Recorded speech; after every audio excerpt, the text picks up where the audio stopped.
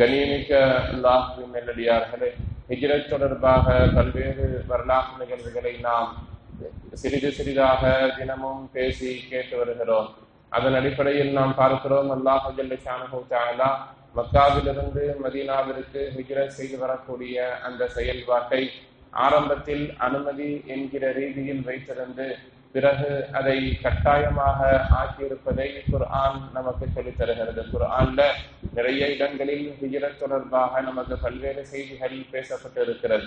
அதுல அல்லாஹ் ஒரு வசனத்தில் சொல்லுவான், வல்லதீன ஆமனூ, யார் ஈமான் கொண்டிருக்கிறார்களோ, வலம் யுஹாஜிரு, ஈமான் கொண்டு அவர்கள் ஹிஜ்ரத் செய்யாமல் இருக்கிறார்கள் என்று சொன்னால், மாலக்கும் மின் வலாயத்திஹிம் மின் ஷைஇன் ஹத்தா யுஹாஜிரு, அவர்கள் ஹிஜ்ரத் செய்யும் வரை அவர்கள் இஸ்லாத்தில் ஈமானில் அவர்களுக்கு எந்த விதமான பங்கும் இல்லை. எந்த அளவுக்குன்னு சொன்னா, அவர்கள் ஒருவர் தந்தையும் மகனும் இருக்கிறார், தந்தை ஹிஜ்ரத் செய்து விட்டார், மகன் ஹிஜ்ரத் செய்கிறேன்னு சொல்லி சொன்னா அவருக்கு வாரிசுரிமை கூட கிடையாது என்று இந்த வசனத்தில் அல்லாஹ் ஜல்ல ஷானஹு தஆலா சொல்லித் தருகிறான். இப்படியாக ஹிஜ்ரத் என்பது கட்டாயமான ஒரு அம்சமாக அந்த சூழ்நிலையில் இருந்தது.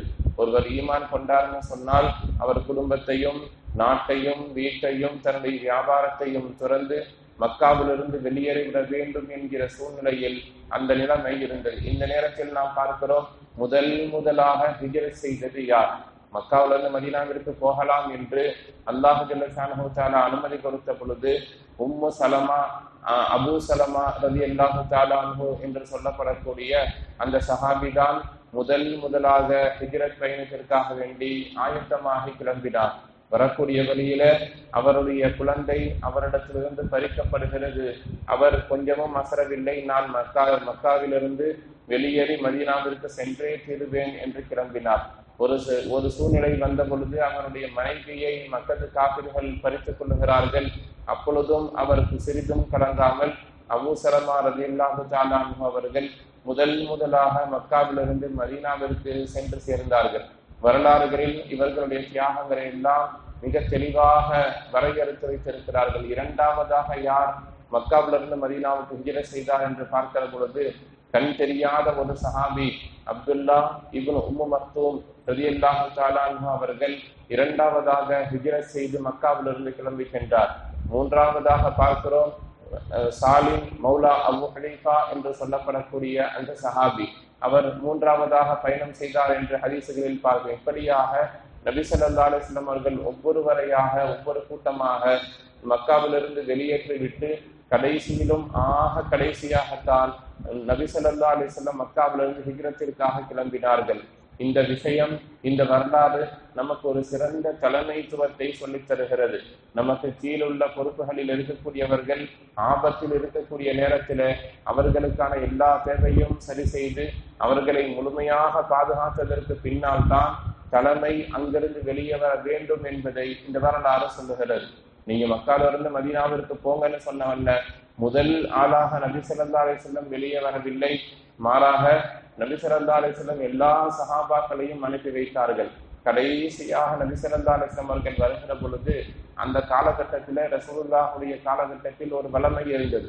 நம்மள்கிட்ட இருக்கக்கூடிய காசு பணங்கள், பொருள் இவற்றை எல்லாம் இன்னொருவரிடத்தில் கொடுத்து பாதுகாப்பாக வைக்க சொல்லக்கூடிய வளமை இருந்தது. இப்படி நபி ஸல்லல்லாஹு அலைஹி வஸல்லம் அவர்களிடத்திலே அமானிதமாக பாதுகாப்பிற்காக வேண்டி காசு பணங்கள் நிறைய கொடுத்து வைக்கப்பட்டிருந்தது.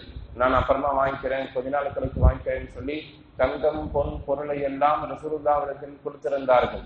நபி ஸல்லல்லாஹு அலைஹி வஸல்லம் ஹிஜ்ரத் செய்வதற்காக வேண்டி கிளம்புகிற பொழுது அலி ரலியல்லாஹு தஆலா அன்ஹு அவர்களை அழைத்து, நீங்கள் என்னுடைய படுக்கையில் என்னை போல் படுத்து என்னுடைய போர்வையை போர்த்தி இருங்கள், நான் முதலில் ஹிஜ்ரத்திற்காக வேண்டி கிளம்புகிறேன். நான் சென்றதற்கு பின்னால் யார் யாரிடத்தில் என்னென்ன பொருட்கள் வாங்கப்பட்டிருக்கிறதோ அவற்றையெல்லாம் மீண்டும் உரியவர்களிடத்தில் ஒப்படைத்துவிட்டு நீங்கள் இந்த இடத்தில் வந்து என்னை பாருங்கள் என்று நபி ஸல்லல்லாஹு அலைஹி வஸல்லம் அவர்கள் சொல்லிவிட்டு தன்னுடைய படுக்கையில் நபி ஸல்லல்லாஹு அலைஹி வஸல்லம் அவர்கள் அலி ரலியல்லாஹுவை படுக்க வைக்கிறார்கள். தன்னுடைய போர்வையை அலி ரலியல்லாஹுவிற்கு போர்த்து விடுகிறார்கள். அலி ரலியல்லாஹு நிம்மதியாக உறங்குகிறார்கள். நபி ஸல்லல்லாஹு அலைஹி வஸல்லம் ஹிஜ்ரத் பயணம் மேற்கொள்ளுகிறார்கள். பிற்காலத்தில் ஹஸ்ரத் அலி ரலியல்லாஹு அன்ஹு கேட்கப்படுகிறது, யா அலி, நீங்கள் நபி ஸல்லல்லாஹு அலைஹி வஸல்லம் அவர்களுடைய இடத்தில் இருந்தீர்கள். ஒருவேளை எதிரிகள் உள்ளே வந்து நீங்கள் தான் முஹம்மது ஸல்லல்லாஹு அலைஹி வஸல்லம் என்று நினைத்து உங்களை அவர்கள் கொன்றிருந்தால், உங்களை அவர்கள் தாக்கியிருந்தால் என்ன ஆயிருக்கும் என்று கேட்ட பொழுது அவர்கள் அலி ரலியல்லாஹு தஆலா அவர்கள் சொல்லுவார்கள், நபி ஸல்லல்லாஹு அலைஹி வஸல்லம் என்னை மீண்டும் அந்த இடத்தில் வந்து சந்திக்க சொன்னார்கள். இதிலிருந்து எனக்கு தெரிய வர்ற விஷயம் என்னன்னா, நான் ஒருபோதும் எந்த தாக்குதலுக்கும் உட்படுத்தப்பட மாட்டேன், நான் நிச்சயம் அந்த இடத்திற்கு சென்று சேருவேன் என்று நான் நம்பியிருந்தேன் என்று அலி ரலியல்லாஹு தஆலா அவர்கள் சொன்னார்கள். இதுவெல்லாம் அவர்களுடைய ஈமானின் ஆக உயர்தரமான ஒரு அம்சத்தை காட்டுகிறது. ஈமான்ல அவர்கள் எந்த அளவிற்கு பரிபூர்ணமானவர்களாக இருந்தார்கள் என்பதை இது மாதிரியான நிகழ்வுகளை வைத்து நாம் தெரிந்து கொள்ளலாம். இந்த ஹிஜ்ரத் என்பதும் கூட இரண்டாவதாக நடந்த ஒரு ஹிஜ்ரத் தான். இஸ்லாமிய சமுதாயம் முதலாக அபிசீனியாவிற்கு தான் ஹிஜ்ரத்திற்காக வேண்டி சென்றார்கள். அபிசீனியா என்பது தற்போதைய ஆப்பிரிக்காவின் ஒரு பகுதியாக இருக்கக்கூடிய எத்தோப்பியா என்கிற ஊருக்கு ஒரு கூட்டம் ஹிஜ்ரத்திற்காக வேண்டி சென்றது. அவர்கள் அங்கிருந்து மீண்டும் மதீனாவை நோக்கி வந்து சேர்ந்தார்கள் என்பதும் மிக நீண்ட வரலாற்றின் ஒரு பகுதியாக இருக்கிறது. இப்படியாக ஒரு மனிதன் ஈமான் கொண்டு விட்டார் என்று சொன்னால் தன்னுடைய ஈமானை பாதுகாத்துக் கொள்வதற்காக வேண்டி ஒரு கட்டத்தில் ஈமானுக்கு நெருக்கடி ஏற்படுகிறது என்று சொன்னால் தன்னுடைய வீட்டையும் நாட்டையும் இடத்தையும் துறப்பதற்கு ஒருபோதும் தயங்கிவிடக் கூடாது. இந்த மண்ணிலே நமக்கு ஈமானை விட உயர்தரமான எந்த ஒரு அம்சமும் இல்லை என்பதைத்தான் ஒட்டுமொத்தமாக ஹிஜ்ரத்துடைய விஷயம் வரலாறு நமக்கு பாடமாக சொல்லித் தருகிறது. அந்த ஈமானை பாதுகாத்துக் கொள்ளக்கூடிய விஷயத்திலே மனைவி மக்கள், குழந்தைகள், பெற்றோர்கள் யாராக இருந்தாலும் ஒரு மனிதன் சமரசம் செய்து கொள்ளக்கூடாது. ஒருவர் பெற்றோருடைய விஷயத்தை எந்த அளவிற்கு கேட்க வேண்டும் என்று குர்ஆன் சொல்லுகிற பொழுது, பெற்றோர் உங்களுடைய தாய் தந்தை எதை சொன்னாலும் நீங்கள் கேட்க வேண்டும். எந்த அளவிற்கு கேட்க வேண்டும்னா அவர்கள் ஈமானுக்கு மாற்றமாக சொல்லும் வரை கேட்க வேண்டும். அவங்க சொன்னா எதுவாக இருந்தாலும் செய்யணும். ஈமானுடைய விஷயத்துல மட்டும் நாம் மாற்றம் செய்யக்கூடாது. அது வரைக்கும் நாம் அவர்களுக்காக வேண்டி செய்ய வேண்டும் என்று இஸ்லாம் சொல்லித் தருகிறது. இஸ்லாம் ஈமான் என்று வந்துவிட்டால் அதற்கு முன்னால் நாம் யாரையும் சமரசம் செய்து கொள்ளக்கூடாது என்பதை ஹிஜ்ரத்தினுடைய வரலாறு ஒட்டுமொத்தமாக நமக்கு பாடம் சொல்லித் தருகிறது.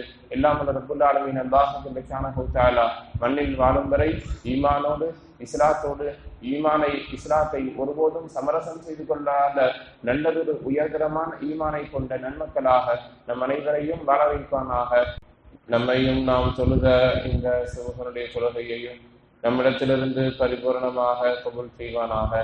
நாம் தொழுத இந்த சுப தொழுகையின் பரக்கத்தால் இன்றைய தினம் மீதம் இருக்கக்கூடிய 4 வேளை பரவான தொழுகைகளை இமாம் ஜமாத்தோடு உடல் ஆரோக்கியத்தோடு ஆம்பியத்தோடு மன நிம்மதியோடு நின்று தொழுகக்கூடிய நல்ல நசீபை அல்லாஹ் ஜல்ல ஷானஹு தஆலா நம் அனைவருக்கும் தந்து நல்லருள் புரிவானாக.